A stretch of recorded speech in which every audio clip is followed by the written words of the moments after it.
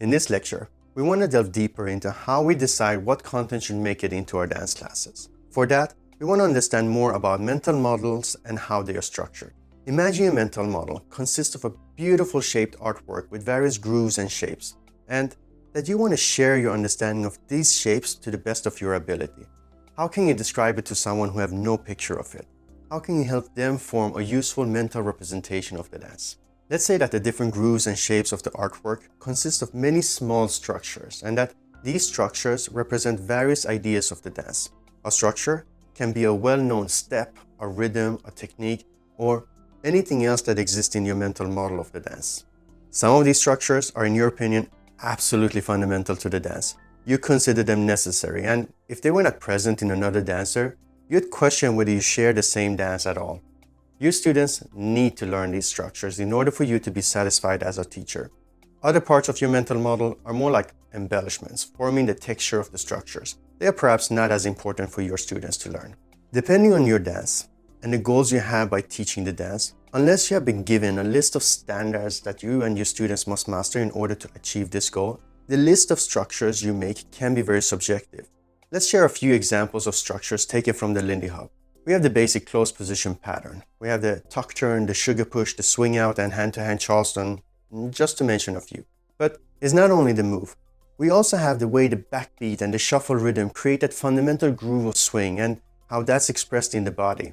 Then we also have the phrasing of 32-bar swing music and other structures such as the blues chorus. Then there's also the attitude of jazz, such as daring to explore the edges of one's movements or the aesthetics of cool. All of these qualify as structures of Lindy Hop. Thinking in terms of finding structures will provide you with a tool to gain clarity about what to teach. It's not intended as a method to build standards and rigid structures where there are none. For example, you want to be careful not adding too many structures to a dance that historically was more free and improvised. In other words, in order to form teaching plans, you do want to use concrete exercises and moves, but need to resist the urge to compile a fixed list in your mind and for your students. And you need to include the other intangible aspects of the dance as structures to pass on with the same attention as you do for moves. Here's an exercise that will help you get started with figuring out your mental model and its structures. As a brainstorming exercise, list at least 10 structure moves that comes to your mind when you think about your dance. What are the important moves you believe your students should learn?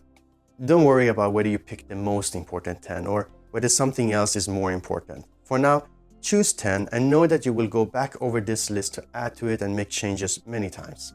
Then, for the second part of this exercise, do the same for other aspects of the dance. What technical concepts, attitudes, values, and other more abstract ideas do you want your students to be able to understand and reflect on? Don't worry about making this list exhaustive. Just choose as many as you can think of right now. Then, come back to your list frequently. You can always keep adding to your list whenever a thought strikes you. For example, if you're in class and recognize that you've missed something and only notice it when it was missing for you after observing your students.